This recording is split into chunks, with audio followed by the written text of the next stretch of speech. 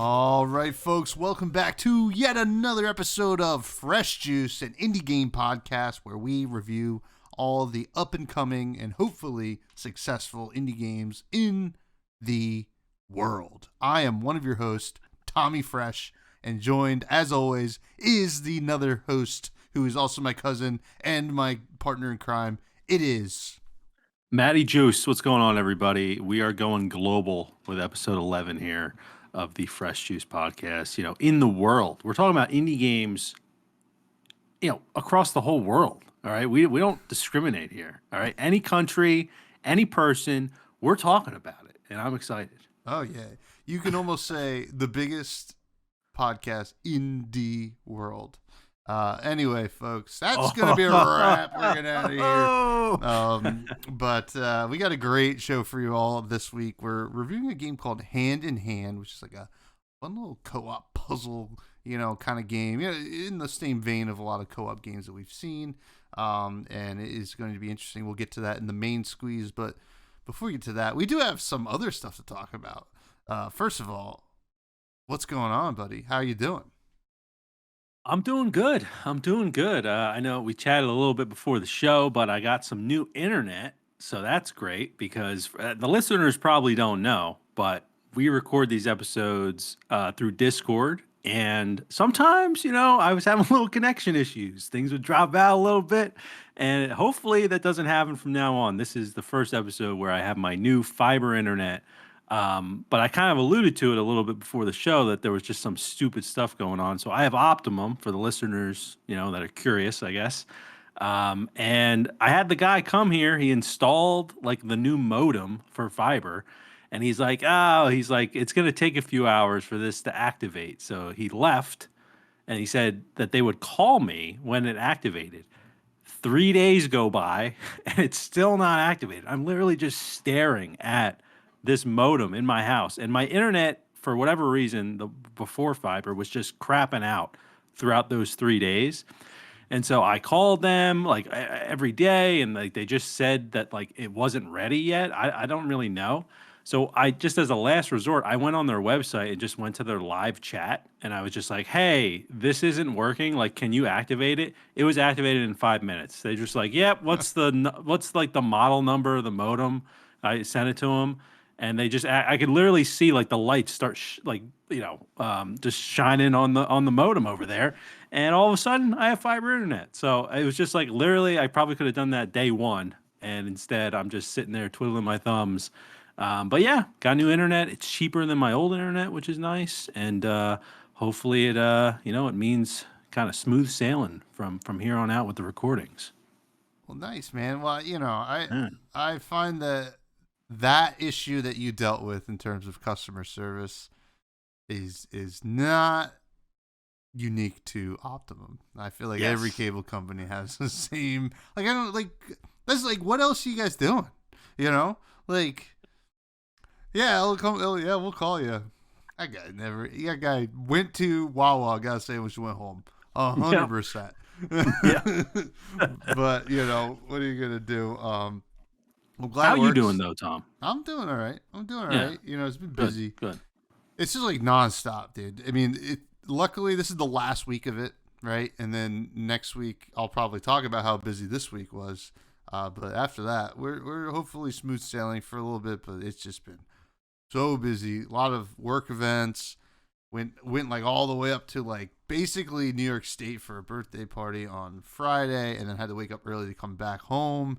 And I played some Flesh and Blood on Saturday. That was nice. And then on Sunday, I went to go see a movie, which I'll talk about in the rec room, which I enjoyed quite a bit. And today I recorded some Fresh and Buds, and now we're recording some Fresh Juice.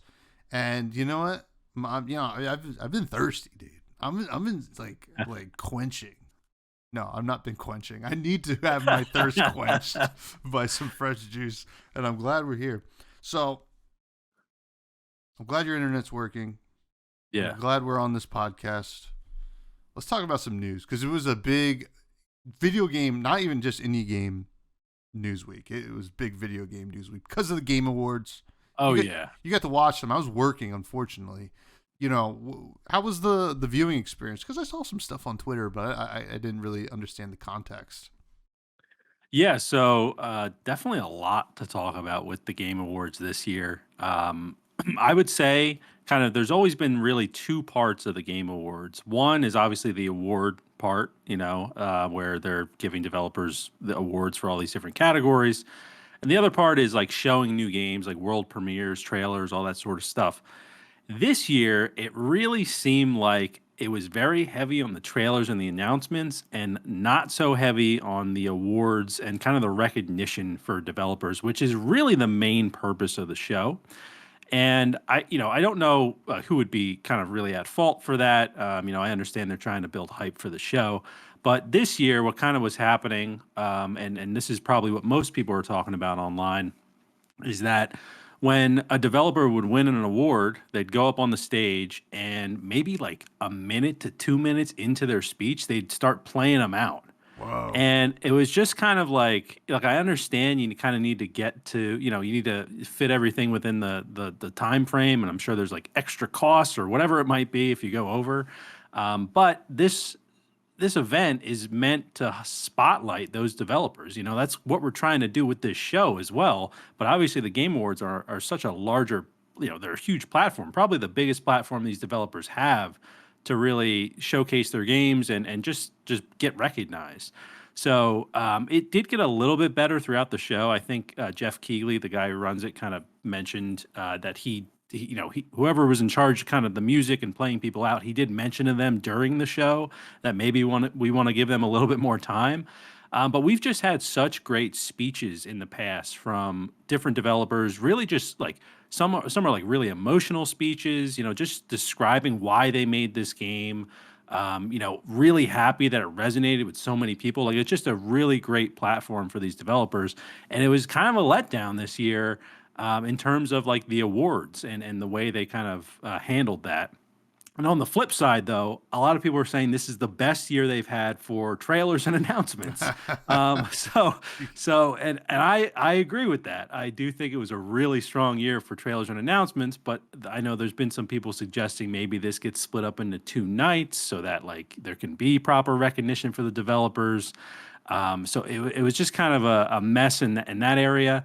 And then especially, not to kind of rant too much about it, but especially when it came to the indie games, the kind of the way the Game Awards works is like there's the main stage where it's kind of like the Oscars, right? You go up there, give your speech, get the award, all that sort of stuff, and then there's kind of the side stage where they have another host that's just kind of keeping the show going. They'll announce a few different Game Awards there. That aren't as popular, like best esports coach, things like that, right? Where like people, it's not really why people tune into the Game Awards to see who's the best esports coach, even though happy for those guys that won that, or guys, girls, whatever. But on that side stage, that's where they announce the best indie game and the best debut indie game. They didn't even give them the spotlight of the main stage. So, best debut indie game was Cocoon. Shout out to us for covering that in our first episode. And best indie game of the year was Sea of Stars. And so a ton of people I saw online were really disappointed that the Sea of Stars developers did not get a chance to talk about their game, because on that side stage, it's just like an express award kind of segment. They're just like, best indie game, Sea of Stars. Everyone claps, and then they move on to the next segment. And it was just really disappointing in that way. So I think a lot of that feedback was, I saw people kind of higher up in gaming journalism criticizing the Game Awards. So I know a lot of that feedback got back to the Game Awards and Jeff Keighley and everybody running it. So hopefully for next year it'll be better. I think it'll be the 10-year anniversary next year as well. So they need to hit it out of the park. But I personally think that having like a 2-night show is probably the best way to go. I know it's probably more expensive, but like it's just that's a great way to celebrate games, right? It's just start out with giving developers awards, and then the next day can be all the trailers and all the hype and all that sort of stuff. And then you're left with the hype. It seemed like this year we weren't left with the hype. We were just kind of left with like, what the hell just happened? So yeah, it was a good show, but for the wrong reasons, if that makes sense. So yeah, it was odd. when I hear this, I wonder is this some kind of like repercussion or whatever, a consequence of large expos going away. Like obviously we still go like PAX East or whatever, but a lot of people don't. A lot of large developers don't even really shell out the money to kind of expo stuff there. E3 is just gone, right? Right, as far Yeah. as I'm concerned, Yep. and you know, like all of a sudden less platforms to debut huge stuff, and they're like, oh well, the Game Awards, that's when we'll do it. And I'm sure, you gotta probably empathize with like the people putting on the Game Awards because huge developers are like, we wanna show this at your Yeah. award show, and they're like, yeah, that's awesome.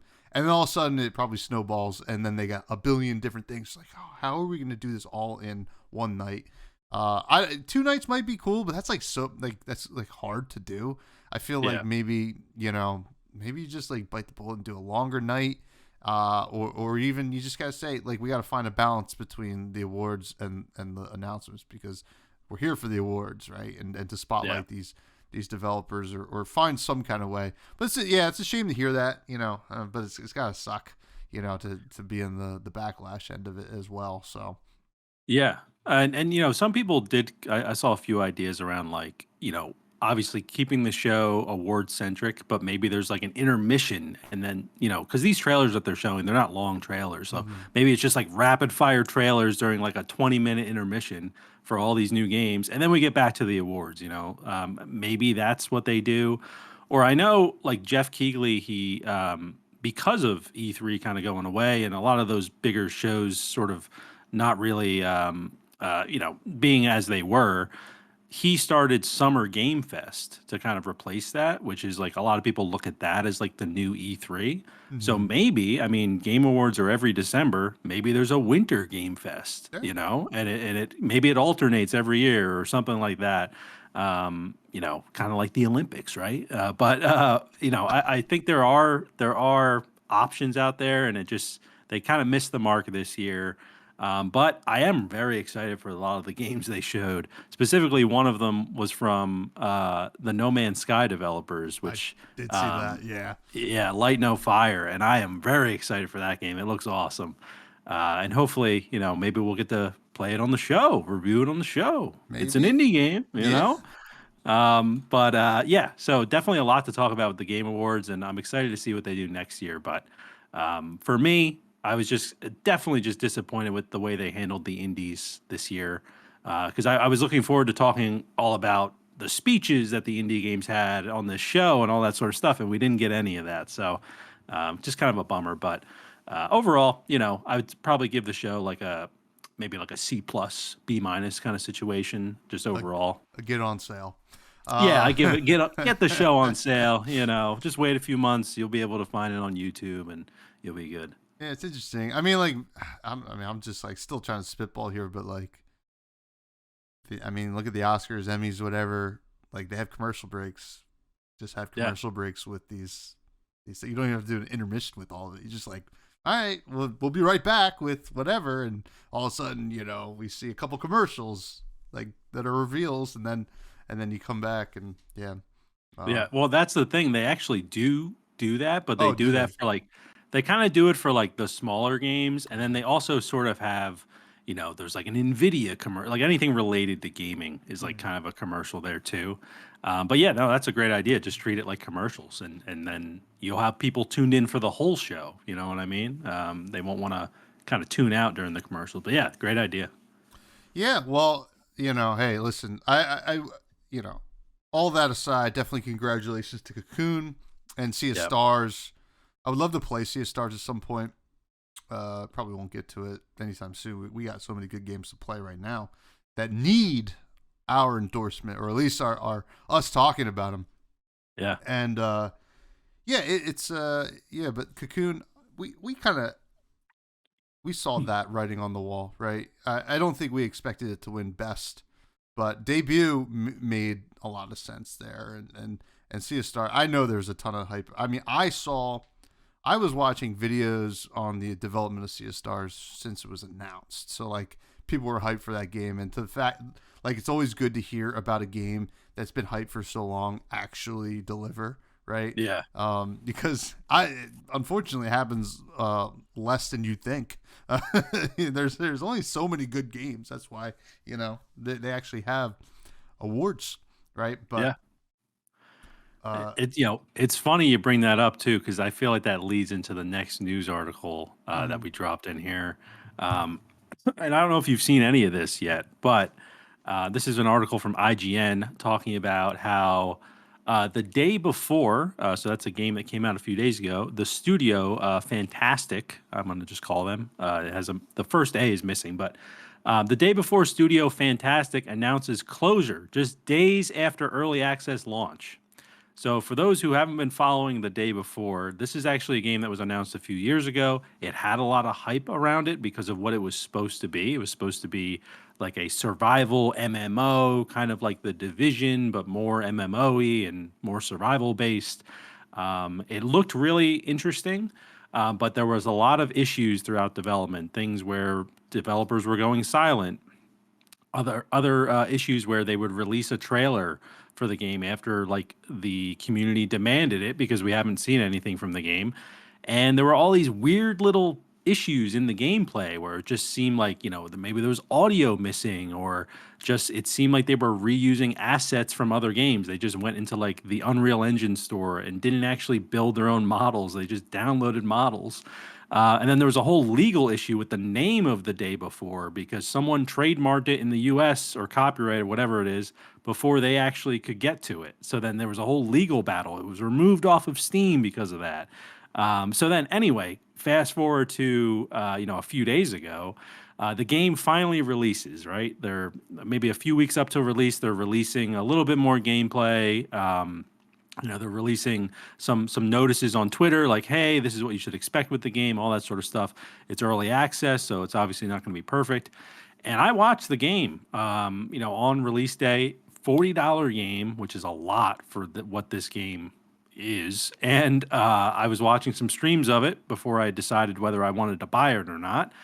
And it did not look good. It was buggy. It was uninteresting. It seemed like it had no soul. I've seen so many people say that about this game, and I can't agree more. Like, it just seems soulless, the entire game.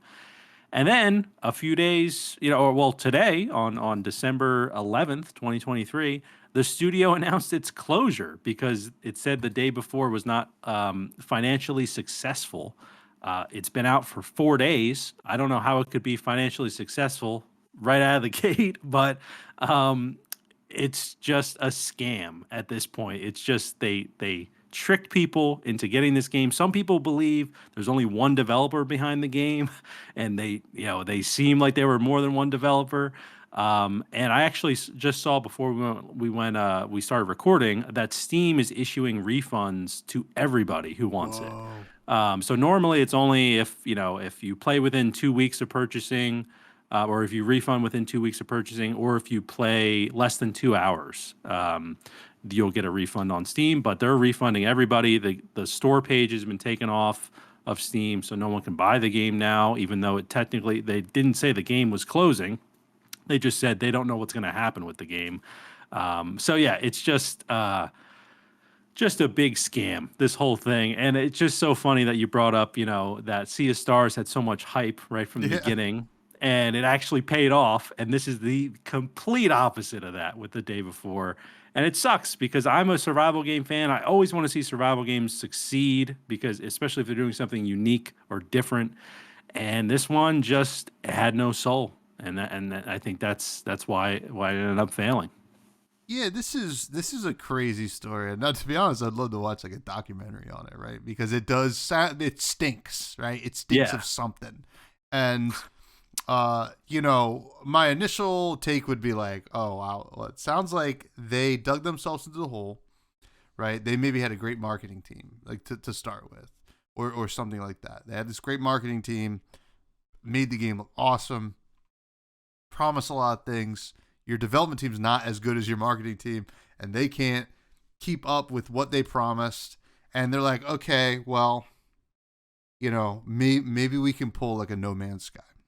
They know the game sucks, right? But like maybe we put this out and maybe we get enough money like in the first week or two to make up for all the money we are going to have been like sinking into this so that we can bounce back and make this game good. And unfortunately, like No Man's Sky had a lot of issues, but like people were still like playing it, right?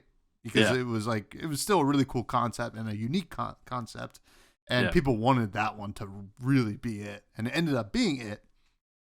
And then this one it's just another survival game. There's a lot of them, right? It's pretty.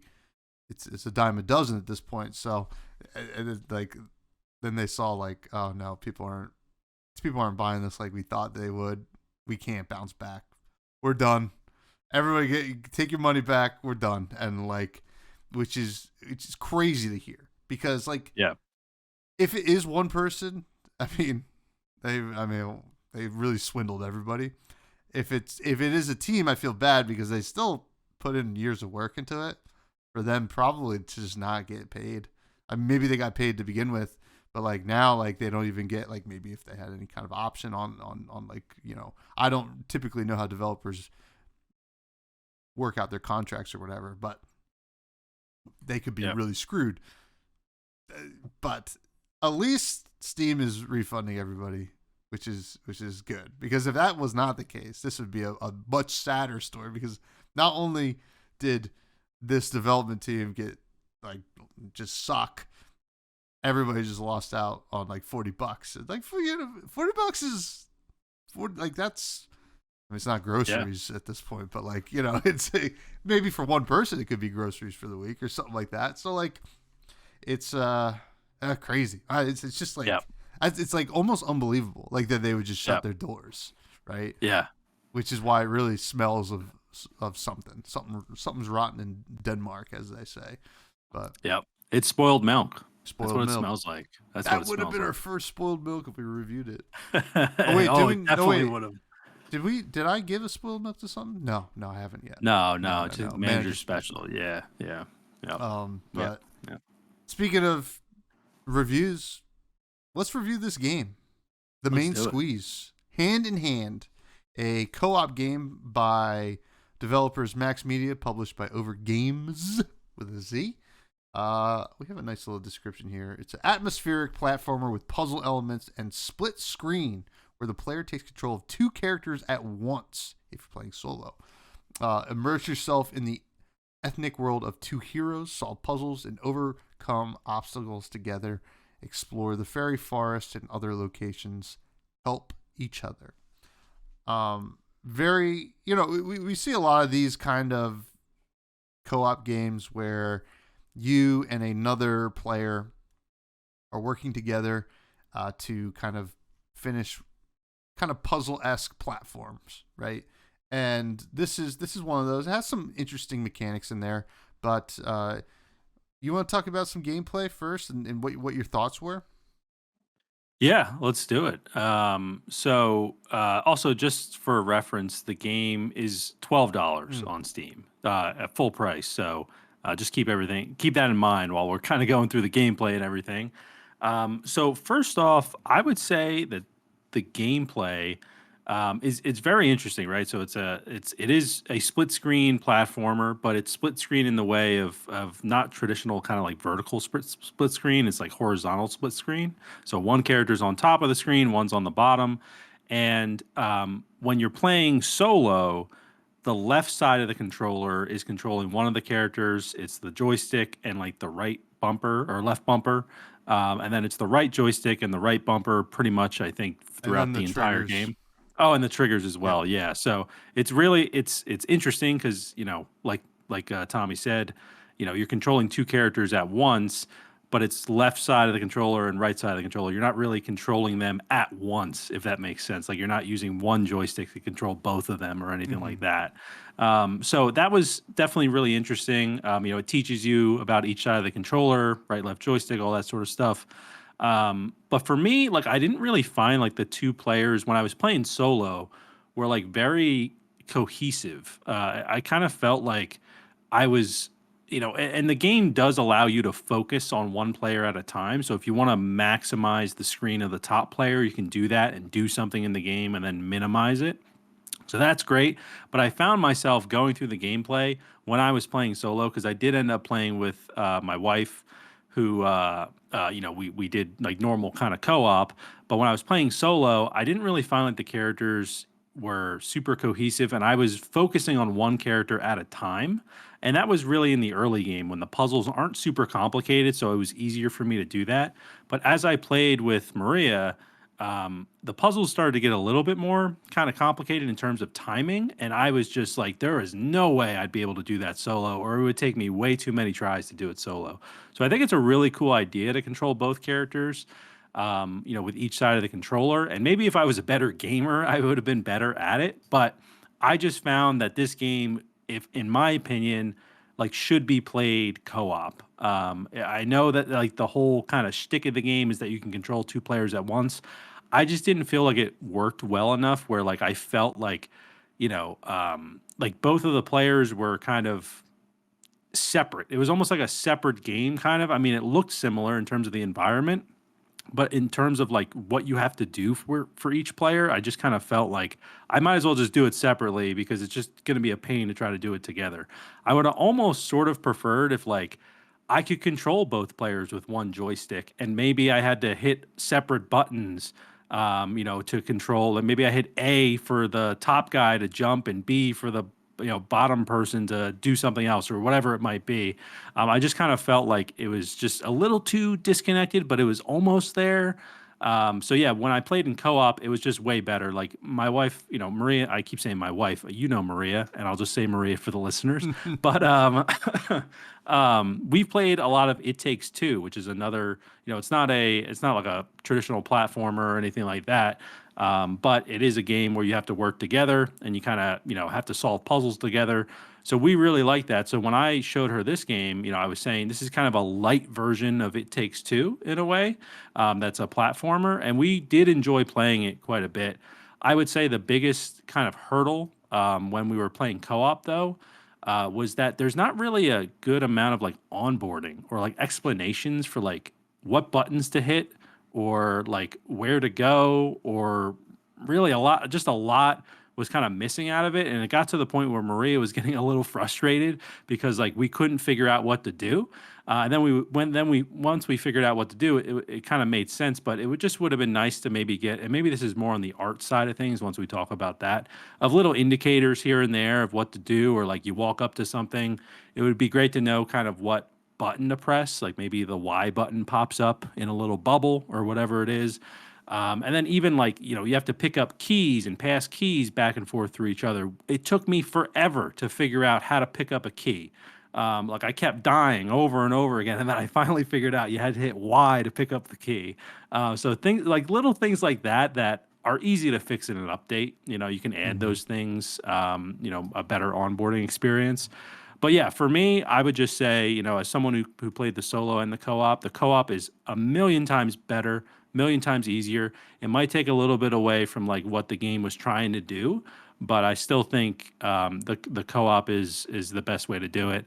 And you can play local co-op, or you can play through like the Steam Play Together. They don't actually have like matchmaking or anything like that where you can play online. But if you both are playing on Steam, which the game is only available on PC right now, you can use like the remote play together to also do co-op over the internet. So that's what I recommend. But Tommy, how did you enjoy the game? How did you like the gameplay? So I did not get a chance to play co-op. It's a little bit hard for me to do that on my PC unless like our schedule didn't match up. We couldn't play together on Steam like over the internet, but couldn't bring my fiance in to do it. But so I played solo, and so I appreciate the effort here to make a co-op game playable solo, right? Because that's the biggest hurdle for co-op games. Is like, you're almost like when you're like, we're making a co-op game, you're almost saying there is a whole slew of potential customers that aren't going to buy it now, right? Yeah. Because they want to play by themselves, right? And that's okay. You know, we don't judge here. but and so I appreciate the effort here. And at first I was like, okay, this is pretty cool, right? You know, I was doing a lot of like, all right, I'll go up with the top one first, and then I'll do it with the bottom one, and then you get to the timed puzzles, and then Yeah. you're like, okay, and then now I got to use my brain, and like, I mean, you're already using it, but like now you really got to use it, and I was Yeah. just like, oh my god, and like, and there's nothing wrong with a little bit of a challenge too, and I can appreciate the challenge of that, right? I think that some people will really enjoy that challenge. I didn't because I just didn't feel like there was enough variation because like really each character has like an ability, right? And as far as I got into the game, I don't know if they get extra abilities. They might, but I didn't feel like it would vary a whole lot. So it would be kind of like repetitive puzzles in a way. I don't know if that makes sense, but I felt like, oh, I'm kind of solving the same thing over and over again, but it just is like with a different skin Hmm. in a way. And for that reason, I was like, you know, like this gameplay was fun at first, but then I felt like, okay, I just gotta figure out when to make this one invisible again and this one to like smash something or whatever, and it felt like the same puzzle, just getting better. Where if you look at another puzzle game we played, Cocoon, where that one felt like each set of puzzles is like you got to figure out something new and like it's building upon itself, right? Yeah. So I like that it was you know, unique, and like I'm sure the co-op would have been a much more enjoyable experience. That's okay. I can't really discount them for that, right? Because I wasn't able to play co-op.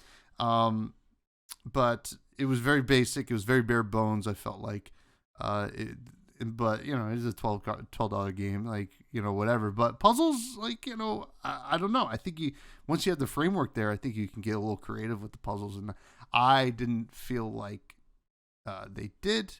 But other than that, I appreciate the effort, especially for a co-op game to like say, hey, now you can play this by yourself, and it Yeah. becomes very challenging, and like that, maybe that makes up for the puzzles not having as much variation in terms of theme, like as far as I'm concerned, that the actual challenges using your brain and your hands in ways that you don't typically ever use them. So that's where I was at with the gameplay. But Yeah. you mentioned visuals, and there might be some like fixes there, you know, and I agree with you. There's the onboarding, like you start off, it tells you initially what buttons to press, and then they say, oh, forget about it. You know, you got Yeah. to figure it out from the rest of the game on. But what was your take on the visual side of things? Because it is I mean, like not entirely unique art style, but it is something that felt a little fresh. Juice. Yeah, yeah, fresh juice. Slip that in there. But no, I did enjoy the art for this game. It gave me a lot of like limbo vibes, just because you kind of have that foreground in front of you where, sometimes even, in this game, you're seeing like a spider kind of crawl by and like it's all kind of blurred because your depth of field is like past that. So that was kind of interesting how there's sort of like the layers with this sort of platformer. Like you mentioned, it's nothing like super unique and it's similar to Limbo. But what I did really enjoy was the actual character design. So the way the characters look is a bit different than the way everything else looks. Kind of everything else in the game almost has like a more realistic-y kind of look to it. Almost like it's been like a photograph that's been like kind of I guess put into a game.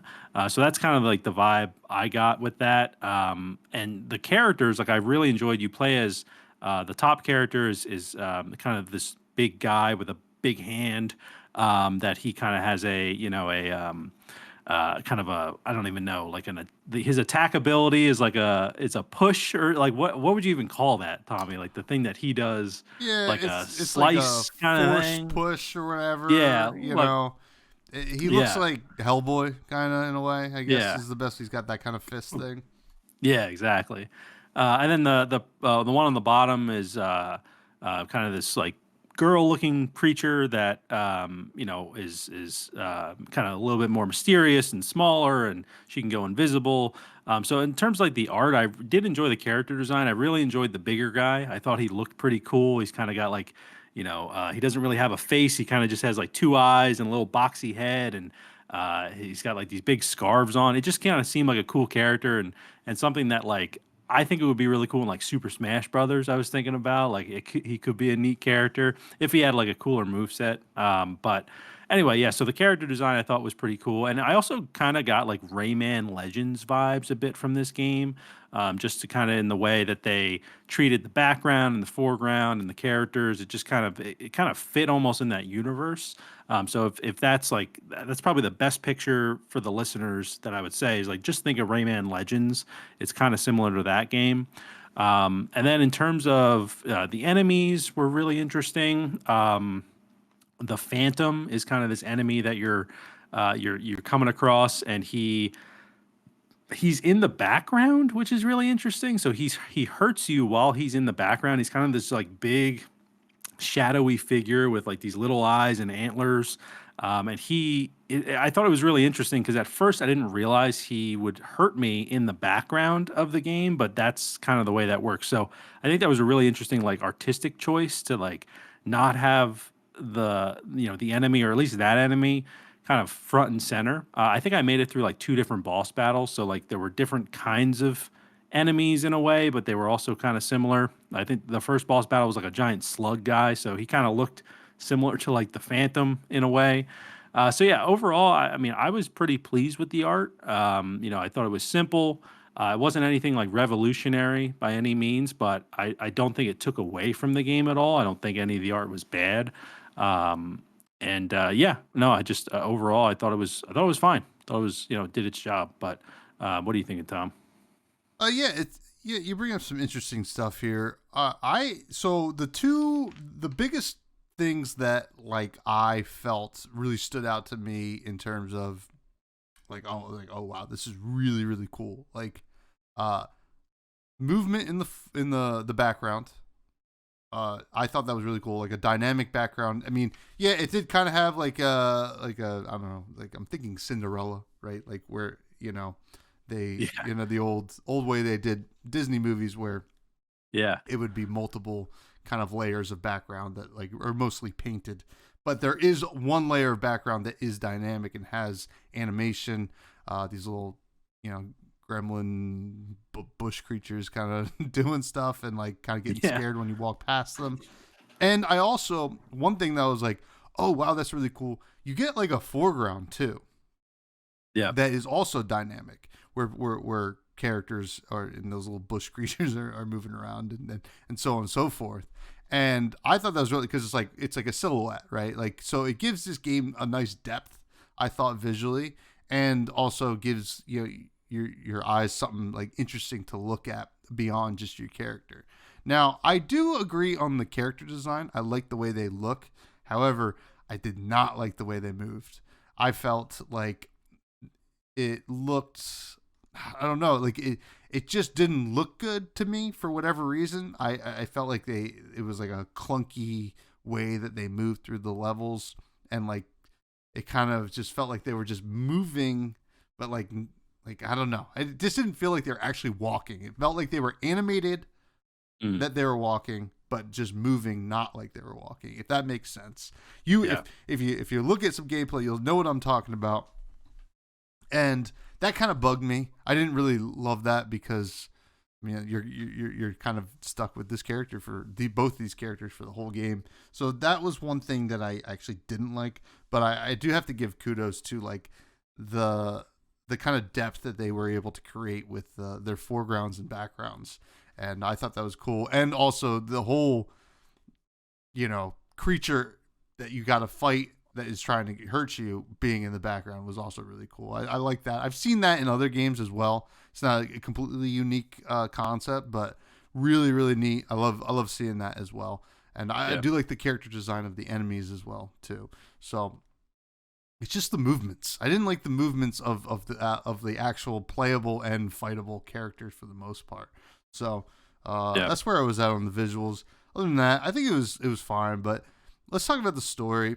We do have a blurb about what the story is because we don't get a whole lot of what the story is in terms of any kind of narrative. It's all visual storytelling.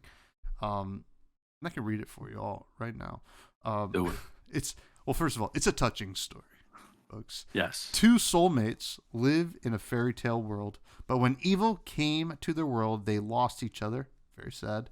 Now both of them need to head towards each other, facing many difficulties and dangers along the way, and only by finding a fragile connection between one another and going hand in hand, game title, will they be able to defeat the evil and meet again. It's a story about how we can help one another even when you're apart and be far from one another even when you're nearby. It's a story about the importance of relationships and mutual support, but every story has a deeper or an even deeper meaning. So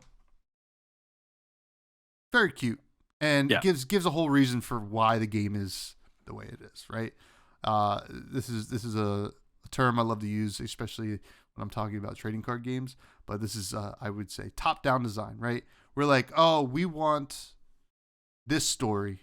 I'm assuming this is where they started. We want this story. We want to do a co-op story about two lovers that get separated. How do we get them together? And like, or how do we make that work in a game? Okay, we do a split screen. They're both kind of doing the same thing, but trying to meet each other in the middle. I do like that. It's not a lot of storytelling outside of visuals, though. You know, I mean, we have this blurb here, separate. So I think it's fine, though, right? You don't need a whole lot with something like this, and I kind of appreciate this kind of stories. It's totally, serviceable, and I kind of, it's a nice message, I think, for co-op games because, clearly in that messaging right there that we just read, it is targeting, maybe long distance relationships, right? We're very fortunate to live with our significant others, but I've had long distance relationships. They can be tough. So like, I understand where they're coming from, and I appreciate this a little bit of a storytelling touch. How about you? Yeah. It's actually kind of funny because I wrote for the story part. I was like, this is just, I'm unclear on what we're doing or why we're even doing it. Like at least in the beginning of the game. But then reading that, little blurb about the story, like it does make sense. And it's kind of like what you mentioned, where it's like kind of the top down approach, where I don't feel like they built this game and then they were like, oh God, we have to say something about the story. Let's just make this up and put that in. It seems like from what they're writing here, like this is it fits perfectly with like the way the gameplay works, and especially when they talk about like how you can feel far from someone even when you're close. That's kind of what this game is, because both characters are in the same world. They're just kind of above, one is above the other, it seems like. So they are close, but they are apart at the same time. I thought that was interesting. I actually, even though it's a $12 puzzle platformer game, I would have liked a little bit, maybe a little dialogue to just kind of guide you through that, or maybe just like after you complete a level, there's an NPC character there that just kind of has a little, you can just talk to him and he just kind of give you a little context, like, keep working, like you're almost there, like he's, or whatever it is, like just a little bit of more narrative in the game, I think could have been cool, because just the way that the characters look and the environment and everything, it just, that there's a story there somewhere. I just wasn't 100% sure what it was, other than like the opening cinematic where they're both in a treehouse. There's like a big bad storm, it seems like, and then all of a sudden you're both on the ground separately. And I was like, well, what just happened? Like, I'm not even sure really just what happened, But yeah, no, I think that what they at least put in that blurb is perfect for the game. I just probably would have liked to see a little bit of it in the game itself. And who knows, like I do think there is an opportunity for like a hand-in-hand 2 if this does well. And maybe they take, some of that feedback and they make a bigger, badder game. because I feel like this is a game that is, it almost feels a little bare bones, but it doesn't need to have a lot to it right now.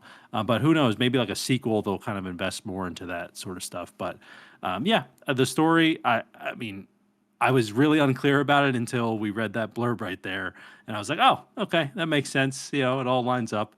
But yeah, this is kind of how I'm feeling with the story for this one. Yeah, they could have found a way to portray that blurb a little bit better in the beginning, right? Because I'm with you. Yeah, I mean, like, I kind of knew, like, oh, they know each other and they're trying to get back to each other. I understood that. But, like, I think if they found a way to kind of portray that idea that they have, which I think is a good idea, um, a little bit better. Like, it's a really quick cutscene.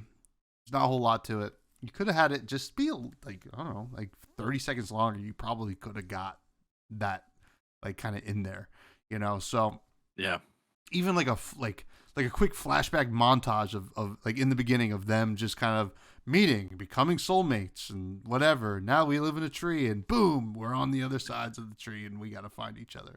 So, yeah. yeah, definitely. So, that is the story. Moving on to the sound and music, I think that nothing. I mean, this is another one where I'm not like blown away, right? I think it sounded good, sounded fine. I appreciate the sound of the abilities, especially the girl character Hmm. when she goes visible. I do like that. Um, I will say I didn't realize at the first timed puzzle, to me, this is like a small critique. When you activate the first time puzzle, you both have to stand on something at the same time. And I just thought, because it didn't sound like a countdown to me, it Yeah. sounded like boss music. And I Uh, was like, what's going on? Like, am I about to fight something? And I'm like, okay, I'll move over. And then like it's not really stopping. I'm not really hitting any action. And then it stopped, and I saw something close. I was like, oh, God damn it! Now I gotta go do this again. It wasn't very obvious, and I think like if you kind of made it sound, I mean, once I got that it was a time thing, I yeah. was like, okay, I guess it does sound like a time clocky kind of thing, but it could have been, just a clock sound. Yeah. I think, I don't think Yeah. you had to get too crazy with it. So that's like one critique. Other than that, I don't think it was like, any nothing to write home about, but certainly nothing that was bad at all. Yeah. No, I definitely agree. I actually think kind of the best part about the sound for me was whenever there's kind of like something bad happening or like an enemy, it kind of has like this like like this like creepy, like almost like Jason music in a way. And I was a little terrified, like because I'm like I don't know what's about to happen. But then like there wasn't really like big payoffs with like, oh my God, there's this giant enemy, like I need to run away or I need to try to defeat him. But I think they did a good job kind of making you a little nervous with those sounds. I did enjoy that. And then yeah, just there's ambient noises with like animals and wind blowing, and there's kind of just like the mysterious vibe with the soundtrack. I thought all that was fine. I probably would have liked a little bit more sound when it came to like using abilities. Like I didn't really find that it was like, it could have sounded way more fun, I guess, in a way. I'm not really sure how to like describe that, but I do think that the abilities could sound a little bit better. But I think overall, like the sound was definitely not an issue, and that's something we talk about every week. It was just like if the sound isn't taking away from the game, like that's a win, Mm-hmm. because sound is just so important and music and everything. So yeah, no, for me, like the sound was fine, and I didn't really have any issues with it. Yeah. Just that one critique for me, but Yeah. it's just it's nitpicky, but it's worth mentioning. But Yeah. finally, we do have performance. We both played on Steam. I didn't run into any issues. I thought it was fine. I don't think it's a really taxing game, so I would be concerned if it wasn't fine. I don't know if you ran into any bugs though. Yeah, no, everything ran pretty well for me. I played on when I was playing solo, I played on my PC, and then when I played co-op, we ran it through the Steam Link, so that was running really well. So yeah, didn't really have any issues with performance. It ran great, so definitely a plus there. Cool, cool, cool. Now Yeah, we get to the rating. The ratings are as followed: all grocery store themed. Certified fresh juice is the best. A steal, get on sale, manager special, and spoiled milk, which is something nobody wants to have. yeah. Uh, what? You go first, Oh, Tommy. I'll go first. I'll go You go first. first. I'm gonna give this one at $12, right? And I don't want to like always rate these games based on their price, but like at $12, I will say this is a low get on sale. It's for me. I thought that it's a valiant effort, especially for the solo aspect. I didn't get to play co-op, and I think the fact that I didn't get to play co-op, and I understand that co-op would be better, is what's keeping it from a manager special for me. Um, I think it's cute. I do like this, like the idea here.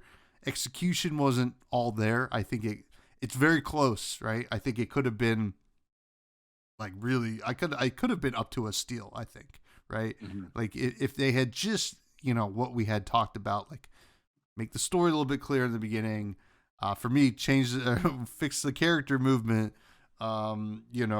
And then maybe the gameplay, just bring it, like make it a little bit more, maybe varied. I think is what I was looking for, and maybe not as crazy. But it could have been there. But for me, it's a very low get on sale. Yeah, I agree. I gave this an on sale. I personally I wouldn't put it like a very low on sale. I was actually kind of going between like a steal and on sale, um, until I kind of played more of the game, and then I'm like, okay, this is more of like an on sale. And it is a $12 game, but I do think it would be nice to have a little bit more variation in the puzzles. I think that's like the biggest thing is like I probably would have gave this a steal if the puzzles were really intriguing and interesting and I really had to think like long and hard about how to like fix them, but they were just kind of were like, yeah, there was a lot of similarities with the way the puzzles worked, and I actually think that this game would be awesome on the Switch, obviously, or even like a mobile game. Like imagine you play one character, your friend plays another. It's a $5 mobile game maybe or something like that. And you're working together to try to, complete the game. I think that could work really well. I do think that the platform for this game, I know it's easier to release on Steam, but I just feel like for a game like this, consoles is your best friend, like I don't even know how this game or if this game would even work with mouse and keyboard. I didn't even try it to be honest, but I just feel like a lot of these kind of co-op games work really well on console. And especially, I think the Switch is just a great place for it. And I don't know if the developers are listening to this, but think about the Joy Cons and how people could just use those to play together, and it would kind of fit with the whole theme of the game of hand in hand, right? It kind of just fits perfectly.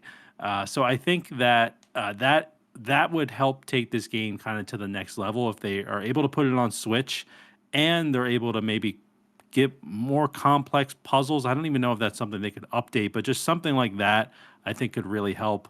And who knows, maybe there's a hand in hand two coming or a foot in foot, maybe, I don't know. Ooh, That doesn't make any, it's a any DDR sense. game. Yeah, yeah, there you go. So yeah, I'm giving this an on sale. I did enjoy my time playing it. I just feel like this game has like potential to be more, and it just didn't reach that for me.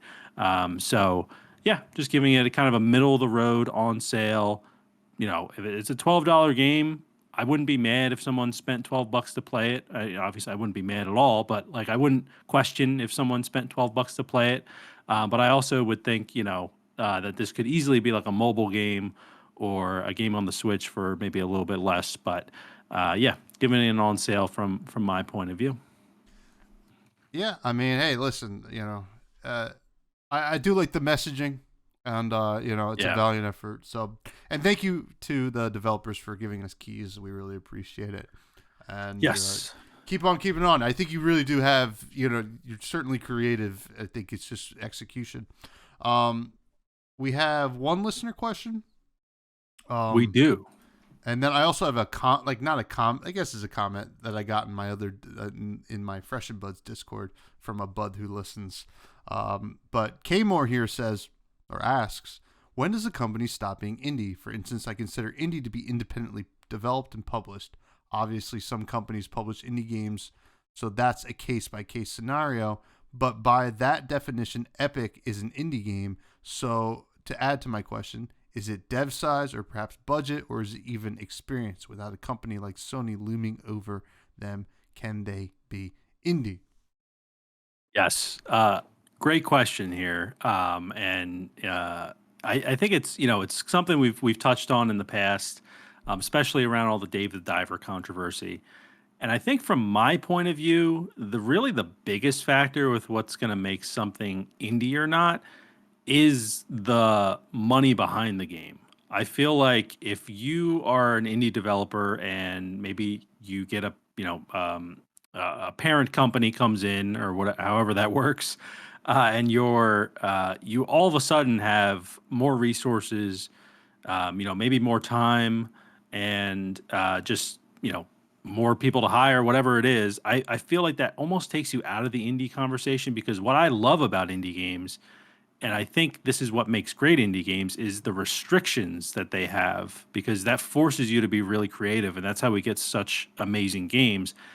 And then, if an indie game kind of takes a life of its own, or an indie studio like Devolver we've talked about, where they obviously have an amazing collection of games, do we still consider them indie? Because they're clearly making a good amount of money.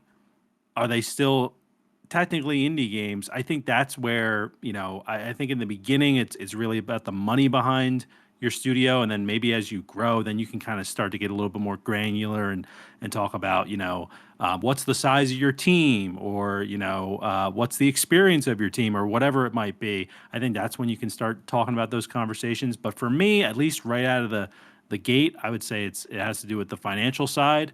And then a company probably stops being indie when they're a company, their parent company is Nexon and they're $18 billion.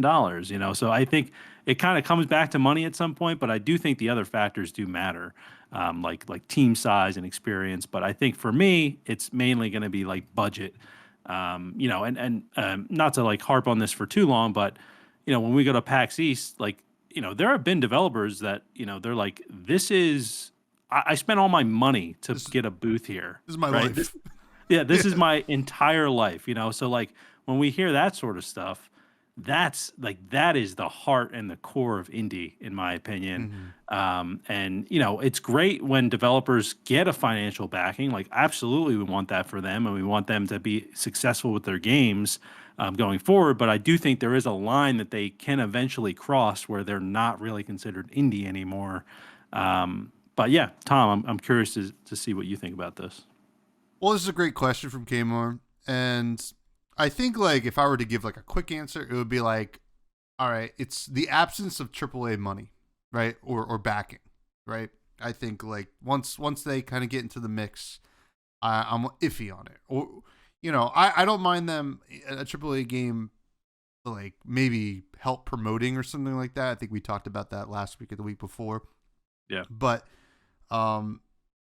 so it's interesting. It would be nice to kind of get a definition. Like this has come up a couple times, right? It would be nice to get a definition from the industry. So I work in the craft beer industry, right? I work for a craft brewery. It is independently crafted. It is a family-owned business. However, they make a ton of beer and are in the top 25 craft breweries in the country. And those other craft breweries, some of them are just owned by Budweiser or whatever. There is a distinction on what constitutes a microbrewery as opposed to a macrobrewery, right? So Yingling is a microbrewery, technically. Interesting. And they're independent as well. I mean, that's still family owned, but you wouldn't call them craft beer. You wouldn't call them like an indie craft brewery. so there is microbreweries, and then there's craft breweries. I feel like, and if we can kind of get a definition, because there is a definition as to what what would make Yingling beyond a microbrewery. And funny enough, Sam Adams or Boston Beer Company is is the company that is deciding how much you how much you make to make you still a craft brewery. And every year they make like more money and more beer, they increase the amount to make sure that they're still a craft brewery. So it's it's a little shaky, but to kind of see some definitions though in the video game industry would be nice to kind of like at least have some kind of like something to point to. Like, well, okay, this is a micro game, micro developed game. Yeah. Maybe not an indie game, right? Like if we had two different definitions, then maybe we could start a movement. But great question, K-More. I appreciate it. I did have a comment from the Buds Discord from a bud who listens to both podcasts, which I always love to hear. Chris, aka Crixus, kind of just out of nowhere, like popped into the Buds Discord. Who's like, "This is not for Fresh and Buds, but every time you guys mention Goons, I want to play that game so bad." I'm like, yes. He's like any arcade style hockey game, I'm all in. I'm like, yes, absolutely. Yeah. So I mean, couldn't agree more, Chris. So yeah, we'll have to do like when it comes out. Maybe we'll do like a fresh juice like game night. We'll just get maybe people coming in or something like that. That'd be awesome. Maybe have a little sweet prize. Yeah, see. let's reach out to Rage Cure, see if like. Yeah. They'd be interested in getting in on that, getting in on some action. So hell yeah. But we had a great episode this week, I think, Matt. We did, yeah. Another, we keep playing these very interesting games, which is just like obviously that's what we wanted to do with the show, but it's just so surreal that we're doing it, and just I feel like I'm growing as a gamer too. You know, playing all these different games. And just being able to, when the next game comes out or whatever it is, I can relate it maybe to one of these games that we've played. And it's just, it's awesome. It's just another killer ep in the books. I mean, hell, man, I don't think before this podcast I wouldn't have ever played this game. I would have never played something like The Invincible, which we enjoyed. I don't think I would have ever played, just because I just wouldn't have just thought to ever pick it up. And then here we are, and hopefully we're converting some people on a lot of these games. Now, before we go, we have the Rec Room, where we recommend something that maybe isn't an indie game. And I see that you have something that definitely, I guess, probably is not an indie game, but certainly fun. All nonetheless, right? Yeah, no, this is actually, and K-More kind of brought this up, like, is Epic still an indie studio, right? I think at this point they're not. But what I have for the Rec Room is something that I never thought I'd be playing, but it's Fortnite Lego Survival. So Fortnite is doing something really interesting that I've never seen with any other game, where essentially Fortnite is no longer, their identity is no longer just a battle royale game. They have multiple games, full games, not like limited time modes or anything, within Fortnite now. One of them being a partnership they have with Lego, where it's literally you play as a Lego character in the Fortnite world, and it's this big survival game. And I've been having a great time with it. Like building and stuff with the Legos is really cool. It's not exactly where I would want it to be, but it still is really cool to just play with Legos. And then they also have some other games that they've released that I haven't had a chance to play yet, but they have Rocket Racing, which is their partnership with Rocket League. It's a racing game similar. It's doesn't really look like Mario Kart, but it's just kind of just picture Rocket League racing. That's exactly what it is. And then I think their most recent one is Fortnite Festival, which is literally Guitar Hero in Fortnite. And apparently they're going to be releasing support to just plug in your Guitar Hero guitars or Rock Band guitars and just play in Fortnite. And really the icing, or the cherry on top with all this is it's all free. That's it's crazy. It's insane. Like I just can't believe it. Like I'm playing Lego Survival Fortnite, and like I was streaming it the other day, and I was critiquing a few things just because like I typically do that with survival games. And then I just thinking to myself, well, it's all free. So like, why do I care that much? You know, like I just want to have a good time, and I have been having a good time with it. So that's my rec room for anyone who likes survival games, or really just for anyone to just check out Fortnite right now. Like they are doing some crazy stuff, and I'm not like a huge Fortnite fan or anything. I haven't played it in years. I think it's probably been like 2 or 3 years since I've even downloaded the game, and it has been a ton of fun. And I'm definitely going to check out some of their other modes as well. So yeah, that's my rec room. Really, at the end of the day, is Fortnite. Just download it, check it out. They're doing some really awesome stuff there. Great with innovation. They always do something that you don't expect, and yeah, it's been wildly fun. Yeah, so that's my rec room. It's been crazy, crazy. I mean, that game, like where it started Yeah, and where it is now, it's like I feel like it exceeds video games in a way because it's popular culture. Like yeah, people are just like talking about Fortnite, like and making Fortnite references just in day to day life, which is wild. So yeah. NFL players doing Fortnite dances when they score touchdowns. It's like, yeah, what is going on in yeah. this world right I mean, now? Tyreek Hill says his number one op is Peely, the Yeah, the the banana, banana. which Yeah. is insane, dude. But nice rec, dude. But my rec room is so yesterday. My fiance was going to try on some wedding dresses, and obviously I can't go to that. So I was like, all right, what am I gonna do with my day? I could just sit at home and do whatever, maybe play hand in hand, but I was gonna play that later anyway. So I was like, I'll go see a movie, and I was like, oh, what's a movie that she wasn't gonna want to see? And I was like, oh yeah, Godzilla -1, Oh man, dude. tell me all about it. Dude, I went by myself. I got my popcorn, I got my drink, and I sat in that theater and I had a blast. It was such a good movie, dude. Like Godzilla -1. Listen, I mean, this is not even hyperbole what I'm saying. This is the best Godzilla movie in my opinion, right? And it's all Japanese, so authentic Godzilla right here. But it's the human story. Actually, I found myself being, really drawn to. It was like compelling and just like interesting, like different sides of World War II that I've never seen on like film or even really talked about. Right?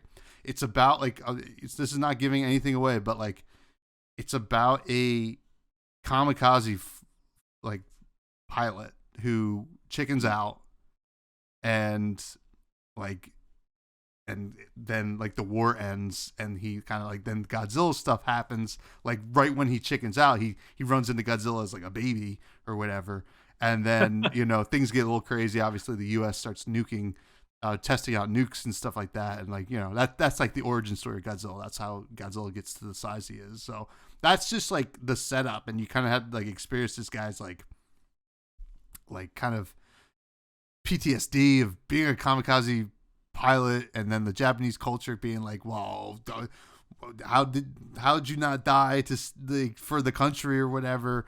Yeah. And it was like I was like, wow, I was like almost like tearing up at one point. I'm like, what the hell is going on? I just wanted to see a monster, and also Godzilla as a monster in the movie.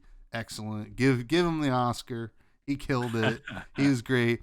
Like there was actually one more thing on Godzilla -1 Tell me. that's about Godzilla the monster, and you might have seen clips of it, like TikToks or whatever of it. But like there is a scene where he first does his like heat ray, death ray kind of thing, and for whatever reason, man, it was like the craziest. It made me so afraid of Godzilla. I've never been like afraid of Godzilla. I've always been like, oh, it's a big monster, whatever. It's kind of cool. But like I was like, oh my god, that's insane. It's devastating. So Yeah. Godzilla -1. Watch it. Yeah. It's, I have seen so many people recently on TikTok saying how amazing this movie is. And I just feel like it came out of nowhere. I didn't even know that there was going to be another Godzilla movie. And I have one question for you, though. Mm-hmm. Why is it called, and maybe this is something that you can't explain, for spoiler reasons, but why is it called Godzilla -1? Is it because the guy didn't kill himself and it's like -1. You know, he didn't kamikaze or Uh, whatever, or like. I'm not entirely sure. I think it's more of a reference to like a Year Zero kind of thing. It's Oh, like an okay. origin story. That's what I would assume based on like the story. I don't think there's anything in there that really explains that I can remember. But it's like kind of like this is like this is not Godzilla 1. This is the origin story. Right. Yeah. Which is actually a really cool way to say something's an origin story rather than saying like Yeah. Wolverine Origins or something like that, you know? But, Yeah. Right. super cool. Mine is- But Yeah. Actually, before we wrap up, too, there was a movie I recently watched as well, just to add a little bit to the Rec Room. It's not really something that, like, it's not on the level of Godzilla -1 from what I'm hearing. It's called There's Something in the Barn. And it's just a really weird kind of movie. It's not the best movie, but it's a holiday movie where this family and it's Martin Starr is the main guy in it. He's Guilfoyle in Silicon Valley. He's in a good number of things, and he basically moves his family to Norway because he inherited this house that from his uncle, and it turns out there's a barn on the property, and there is a barn elf that lives in the barn, and if you mess with the barn or change anything, he will try to kill you. But if you're good with him, he'll shovel your snow, he'll chop your firewood for you when you don't. Yeah, it's the weirdest thing. And then there's like obviously a lot of elves that come out, and like the people in Norway know about it, so they're kind of afraid to go there. But then yeah, it's a very weird movie. Like I didn't know where it was gonna go, but I found myself at the end of the movie going like, well, that was a fun movie. Like that was weird, you know. So I recommend There's Something in the Barn. It might be on Netflix. I'm not too sure. But yeah, There's Something in the Barn. If you're in if you want a new holiday movie just to like, you don't want to watch Elf again, or you don't want to watch whatever, Home Alone again. Watch There's Something in the Barn. It'll be something. it sounds like right up my alley, to be honest. It sounds insane to me. That's like the craziest thing ever. Yeah. And honestly, I mean, you describing it, like, if I didn't know you were telling the truth, and like our cousin Danny Dimes, was like telling us this story about a movie, we would not believe that it was a real movie. We're like, oh, this is something like Dan had a dream about, right? Because it sounds like a Dan movie, like that he would want to make. So shout out to our cousin Dan, but that's insane. It's great. It's a fun watch. It's a good one. All right. Well, on that note, stay fresh and stay juicy, juice heads.